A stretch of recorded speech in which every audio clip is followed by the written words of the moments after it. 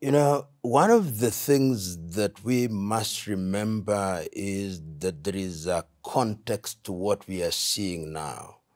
Because in the year 2014 or thereabouts, during the administration of President Yanukovych, the elections were held on the platform that we were eliminating a regime that was beholden to Russia, that was corrupt, systemically corrupt, and that we were coming in as the new team that was going to eliminate corruption. And Zelensky then occupied office on that basis. And it is never lost on me that Zelensky was an actor and that he acted the office of the presidency at one time, and that the individual who is now at the very center of this corruption was the producer of some of the programs in which he featured. Having then come to power on the basis of fighting corruption, it surprises some, but does not surprise many, that the system which is there is perhaps more corrupt than the system that was inherited. And at that time, it was being argued that the Yanukovych administration was one that was giving practical meaning to what the West characterized as Russian-made and Russian choreographed and controlled corruption. What then happened, one may ask? Nothing happened. They inherited a system and they have perfected corruption, and it has happened particularly during this war period when there's acquisition of arms, acquisition of provisions, and people have been feathering their nests, and all institutions which are active in Western Europe have been aware of this reality. And I wouldn't be surprised if ultimately this particular chain ends up at the very top. We have started seeing individuals falling and they are resigning. Of course, they are saying they are not culpable. But when you see people close to the president now beginning to fall, it tells you that the heat is closer to some source, which sooner rather than later will be disclosed. You know, what I'm saying can be characterized as speculative, but philosophers of old once said that if you want to know a leader, you've got to ask yourself, who is he or she surrounding himself with? And to that extent, therefore, that kind of reasoning leads me to suggest that the president may very well be in the know. And if he is in the know, sooner rather than later, it is going to come out. And there is no smoking gun yet, but the arrows are pointing in that direction. And some of the individuals who are leaving office, if they succeed in getting out of Ukraine, perhaps they'll spill the bean, or the beans, as some would want to render it in the plural form. You know, the psychology of Europe is one that demands study. If you look at Europe to mean Western Europe, to mean countries which are in the forefront of the fight against Russia since the end of the World War II, before it became Russia and after the collapse of the Berlin Wall, have always wanted to paint this picture that we, like Caesar's wife, are beyond reproach. We are the countries that are supposed to tell the world what to do. We are the ones that are the home of this, or the homes of these institutions, whether it's Transparency International, all these non-governmental organizations whose claim to fame is that they look for faults everywhere and to characterize administrations which they call regimes as being corrupt. And this is the kind of narrative that they wanted to push. They wanted to push a narrative that to ensure that Russia is besmirched. They characterize every administration that is seen to be pro-Moscow as corrupt. And they did that very effectively. And riding on the crest of that propaganda, Zelensky then rose to power, as I've already indicated, rising to power on the basis that we are going to fight corruption. But we all know that corruption is alive and well in all societies. That is the reality. It's just the degree that varies from one society to the other.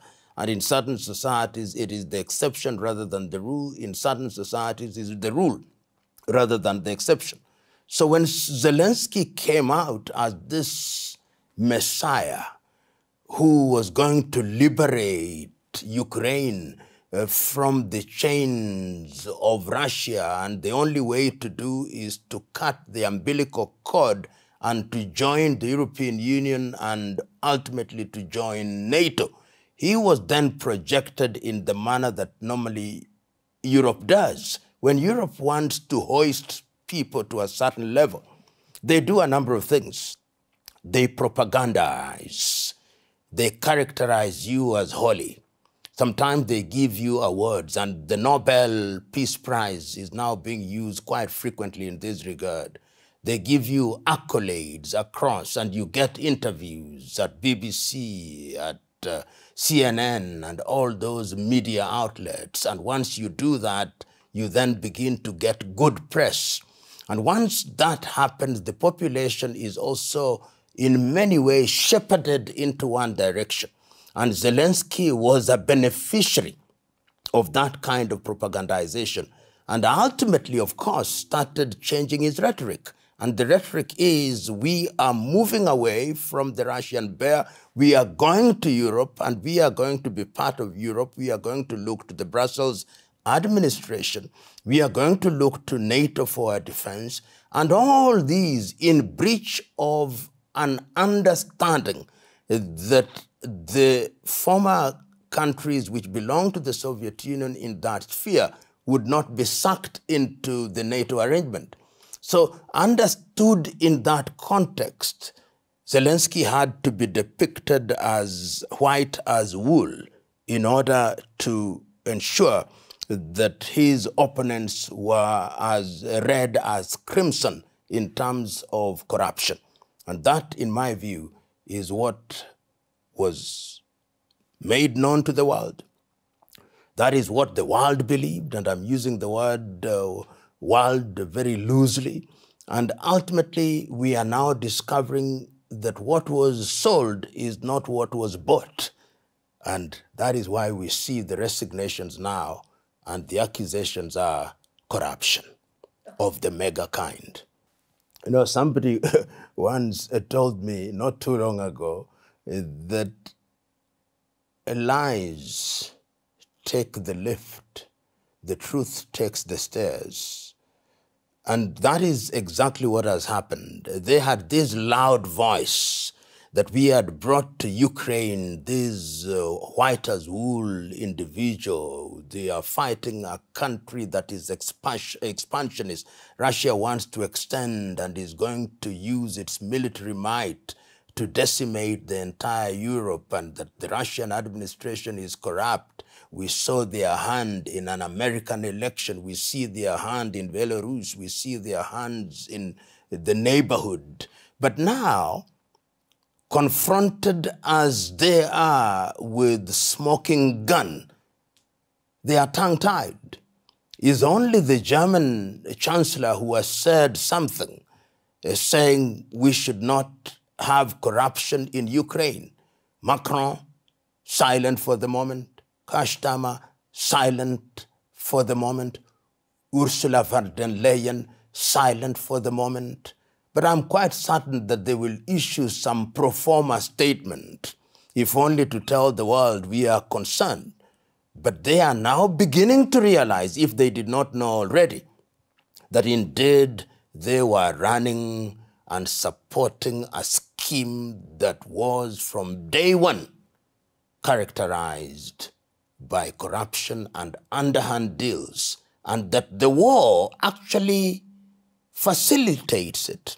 You remember, you are buying weaponry. Remember, you are buying provisions. You remember that war in itself is an industry, and they only look the other way when the accusations or when the fingers are pointing in the direction that they want them to point. But now, the chicken, in a manner of speaking, have come home to roost. You know, whenever I hear that the West is speaking about values, I always wonder which values? These people who ran slavery, these people who ran colonization, these people who are running a neo-colonial project, these people who provide succor to thieves, the stolen money in Africa, in Latin America, in Eastern Europe is kept in the West. So when they talk about values, we must look at them and say, who are you to pontificate? Who are you to tell the world what the world should do? Who are you who are so culturally arrogant to tell the world what the world should do and must not do? So they can talk about their values all they want, but we know that mega corruption is alive and well. And when we remove that veneer of hypocrisy, we'll then be able to confront the West in the manner that we should.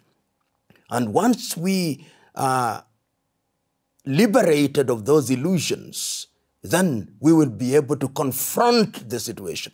They are now finding it very difficult to support their project because there is a sense in which the war in Ukraine is a proxy war. And that is why every attempt at midwifing a peace process is being torpedoed by the European powers. You never know, and you can never say never. You know, the European powers are very interesting. If you look at history, they can lift you. And if your sell-by date in their view has passed, they begin to undermine you. They begin to reveal information that they knew existed all along. So it's a question of timing. Remember that the legitimacy of the Zelensky administration has been called into question because an election was not held during the due date. Perhaps they are now beginning to hold the view that Zelensky has run his course and it is the time for Zelensky to leave. And you can see the timing is very significant, that the Americans appear to be moving very close towards resolution of this conflict in some way. And Zelensky, on his part, appears to be responding to the entreaties of the Trump administration. But the appetite for the continuation of the war in Europe is high. For that reason, perhaps they are looking for somebody who will not do tango with the Trump administration and therefore, by extension, the Putin administration in Moscow. You never know. But remember, in saying this, I'm swimming in the sea of speculation. I'm sure that even within Ukraine, they are wondering who is pulling the strings. There are so many people, in my view, pulling strings. That is why you see Zelensky yo-yoing from one country to the other. At one time, he's with Macron. At one time, he's with the German Chancellor. At one time, he is with the British Prime Minister. At one time, he is with Ursula von der Leyen in Brussels. At one time, he is with the Danes. At one time, with the Norwegians. At one time, he's also with the Americans. So there is a sense in which when you talk about who is pulling the strings, it is legitimately in the plural because there are many strings and there are many people pulling the strings. And I want to imagine that sometimes even Zelensky does not know who is pulling the strings and in what direction. Two things. I think that there is war fatigue in Ukraine. I think that the legitimacy of the Zelensky administration is also at its lowest. And with these internal pressures and internal contradictions, he is beginning to realize that you cannot fight in too many fronts. You cannot be fighting in the domestic arena where your closest associates are leaving office and exposing you, and also fighting externally, fighting Russia and fighting many interests. And I think that that is why he has great appetite now to broker some kind of deal. It may not be a deal that resolves the problem at once, but you can start with détente. You can have an armistice, you can have a rapprochement, and have a period within which you stabilize so that you deal with the things that will lead to the stoppage of war and deal with the long-term issues. And once you do that, you will then be able or be in a position to go back into the domestic arena and reorganize your administration, reorganize it to deal with the question of reconstruction, to deal with the question of punishment of the perpetrators of corruption, at least punish a few of them, and then think of an election which will give the administration legitimacy. And I think those are the kind of things that the Trump administration will be confronting his delegation, which is headed or is already in Washington, that this is the reality. And this reality tells us only one story. Your own administration is in trouble. There may be internal rebellion. So deal with this situation in a manner of speaking, paddle the water while it is knee deep. Because if you don't, it will be neck deep and you will not be able to paddle it. I think that when you are negotiating from a standpoint of weakness, sometimes you may make concessions that you would not have made if there were no difficulties. So I think the deal is going to be easier to deal with. I'm not saying that it's a done deal, but you are dealing with a person who is wounded. You are dealing with a person who is now threatened both at home and abroad, and that person may very well do things that a few months ago he would not have done. That is the reality, and that reality is one that must be confronted. It's a reality that is going to inform decisions. It is a reality that is forcing the forces around Zelensky to engage in what is called realpolitik.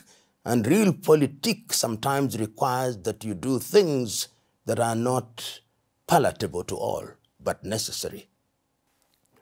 You can never say never, but remember that the Western countries have always said that there are frozen funds from Russia in the neighborhood, the figures vary, of about even 300 billion, and that will be used for purposes of reconstruction of Ukraine. But there are countries that are now beginning to say, why are we spending so much money in a country where the money we spend is being embezzled, so that in the streets of London, people and the parliaments of London, that question will be asked. In Germany, it will be asked. In Denmark, it will be asked. In Paris, it will be asked. In Brussels, they'll ask those questions. And there are people who are already saying, oh, so we are giving them money and they are stealing that money. Why should we continue to do so? So we are going to begin to hear many voices which are saying we cannot continue this war because it is becoming a conduit for embezzlement of taxpayers' money from countries that are investing in it. And I think that that is a reality that we are going to see sooner rather than later. You know, sometimes when I look at Europe, I see a power struggle. A struggle that you see between particularly Britain and France. These are countries whose dominance has been waning over the years. The French have been losing their territories in Africa, and that has implications. The British are weakened both domestically and otherwise. The Germans have always been restrained after the World War, but are beginning to reassert themselves. So Macron is trying to project himself as the European leader. And you can see that. He's saying, I'm the one who has been around for the longest. You, Kanstama, came the other day. You, German Chancellor, came the other day. But I'm the person who has been the oldest boy in the block. So therefore, as the Americans would say, I'm the big kahuna. And I want my word to be the word. And you can see that he is trying to do that very frequently. And even in Italy, people like Prime Minister Meloni sometimes are restrained by the very gung-ho approach that we see Macron using. in terms of what sometimes may be characterized as gunboat diplomacy. So it is a contestation of the European powers, with Macron trying to project himself as the big European leader. Do the Ukrainians have faith in any European leader now? You can see that they are veering much more to the United States of America, because they know that there is also a lot of doublespeak on the part of the French. And the French themselves do also have domestic contradictions. So they may appear to be strong by dint of the rhetoric of their leader, but internally they are becoming weaker and weaker. And if there is anybody who advises the Zelensky administration properly, he must now know that the Europeans are actually the lapdogs of the United States of America. And when Washington coughs, they go into a coma. And it is better to listen to Washington rather than Paris, London, or Bonn, or Brussels. If there was a word to be coined, it would be said transactional diplomacy. That is the Trump approach. And that diplomacy is the one that has characterized all these negotiations. Even earlier with Ukraine, he said, I want your resources. I broke a peace. When one looks at the relationship between Western Europe and Russia, one must go into history, and that history is well known. If you look at the history of Europe over the years, culminating in the partitioning of African countries in Berlin in 1884 and 1885, they were a colonizing machine, saying we are going into the world, first of all, to civilize the world. And once we've civilized the world, we will also take their resources. So it was always a battle of resources. Russia was not a colonizer that participated in the scramble for Africa. And if you look at that history, when the struggle for independence of many countries grew in earnest, Russia, then of course under the Soviet Union, was always inclined to the oppressed.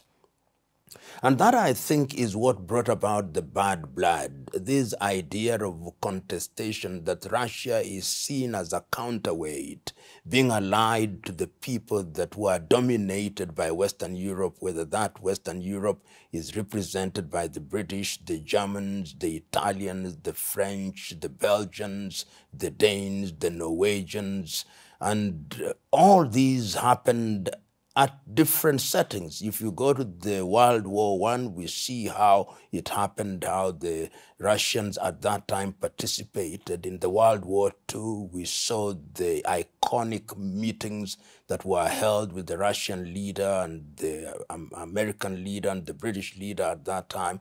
And we saw the whole idea of the post-World War scenario where in the words of Winston Churchill, an iron curtain had been drawn. So it became an ideological war. An ideological war that you had a Russia or a Soviet Union at that time that was articulating a different system of governance, a different economic system seen to be competing with the West.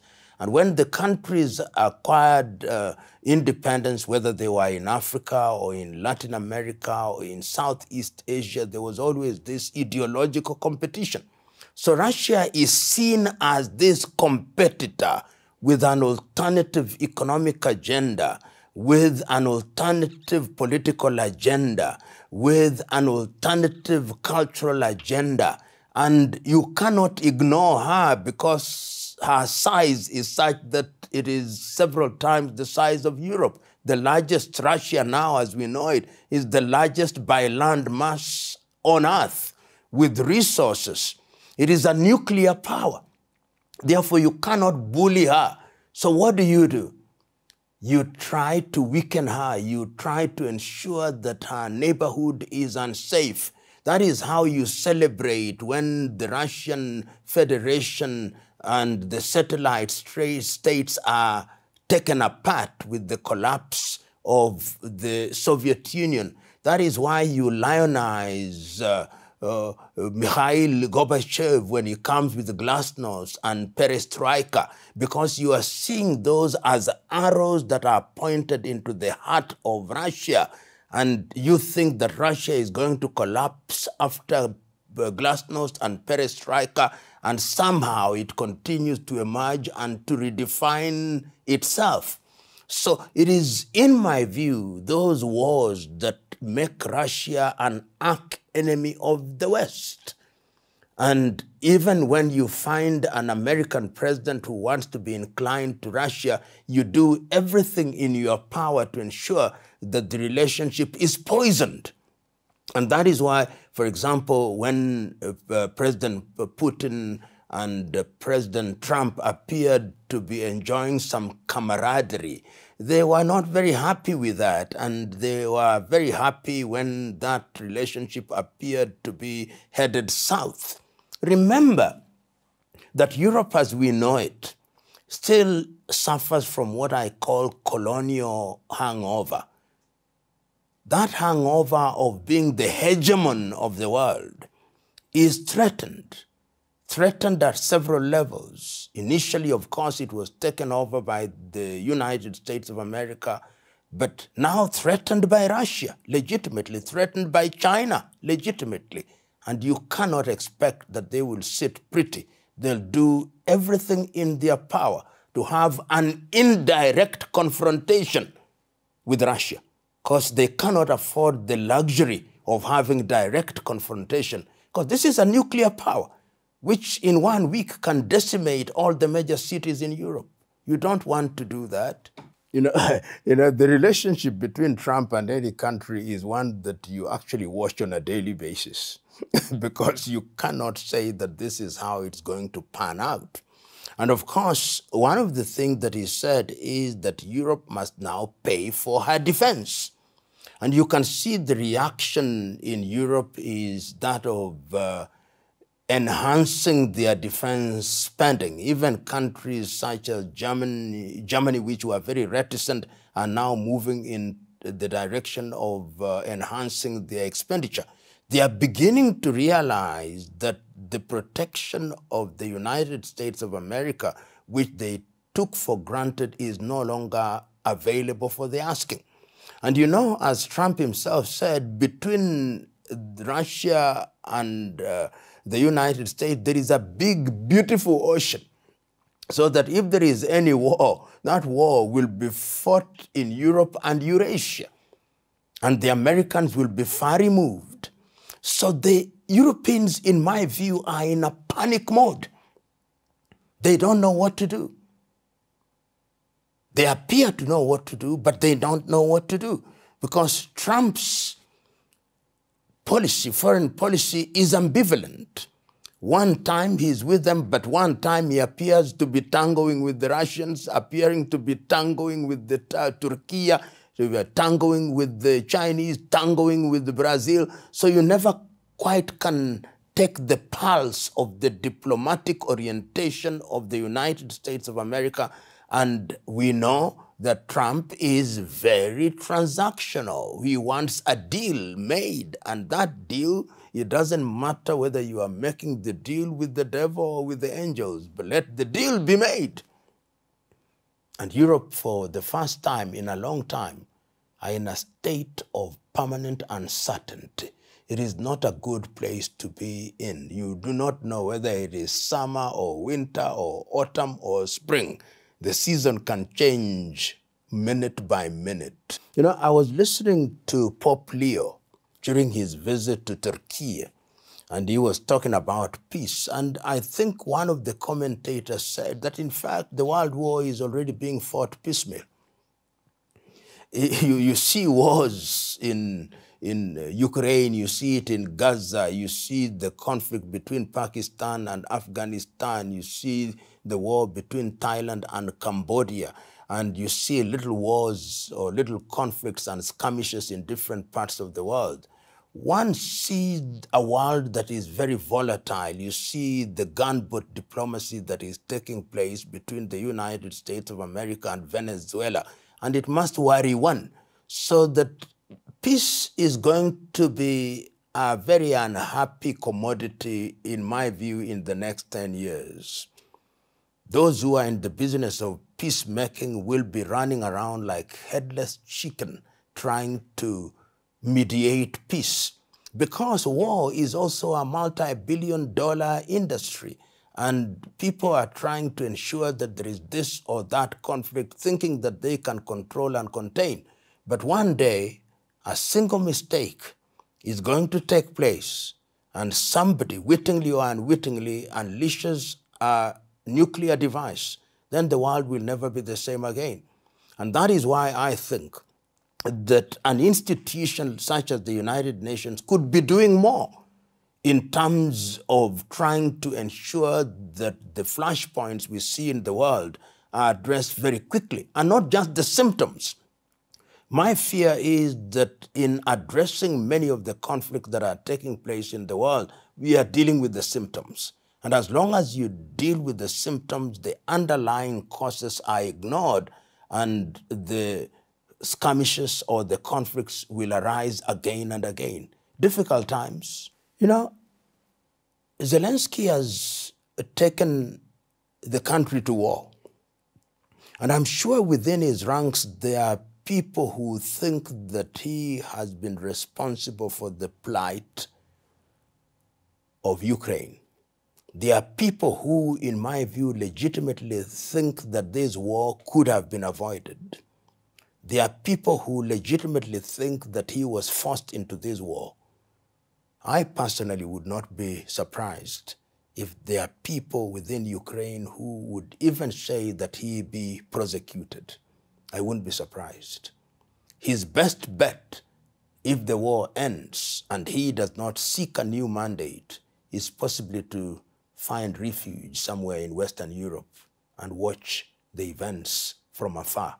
You know, this is a cliche that the only thing that we learn from history is that we learn nothing from history. The history is very recent that a country such as Russia, or indeed any civilization, is not very easy to eliminate. And one has seen a Europe that is preparing for war, recruiting young people into their army, increasing defense expenditure, characterizing Russia as this expansionist country that has the agenda of destroying the entire continent of Europe and her civilization. But the preferred position would be that there should be some understanding with Russia and to integrate Russia within the entire space that is Europe. Of course, Russia is both in Europe and in Asia, so we talk about Eurasia. But look at the Russian economy and how that economy has been supporting Western Europe by the provision of oil and gas. There are countries which are powered by Russian gas, and it is not going to happen that they are going to change that as quickly as they would want. So you have this neighbor. You don't have to like your neighbor, but at least accommodate the neighbor. Understand and isolate the thing that you can do together. The sooner there is appetite for good neighborliness in Europe, that will be the thing that will save that continent from a conflagration. It can be done. During the entire period of the Cold War and détente, it is not as if the Americans and the Europeans liked Russia, but they understood that there was need for accommodation, there was need for collaboration in certain areas, and there are many areas that collaboration is necessary. In the area of the use of nuclear for peaceful purposes, in the area of space exploration, in the area of climate change, in the area of artificial intelligence, so that if there was positivity on the side of Europe with reciprocity on the side of Russia, then it will be discovered sooner rather than later that the areas for collaboration rather than competition far outweigh the demand and desire and appetite for an unnecessary war that will only return Europe to the Dark Ages. But who is listening in Europe? Who is ready to be persuaded in Europe? The voices of reason are being drowned by those who are beating the drums of war. I hope that there will be some understanding, some appreciation that peace must be allowed to break out.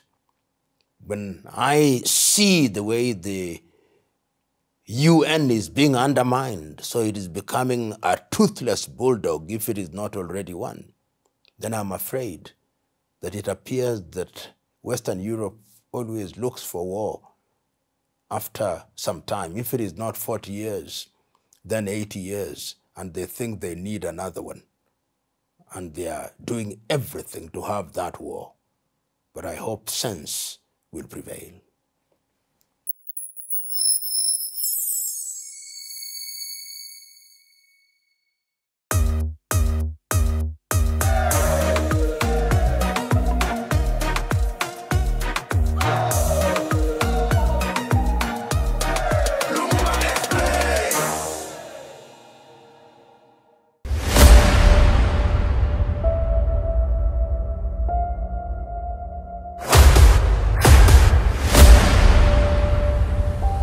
This is the journey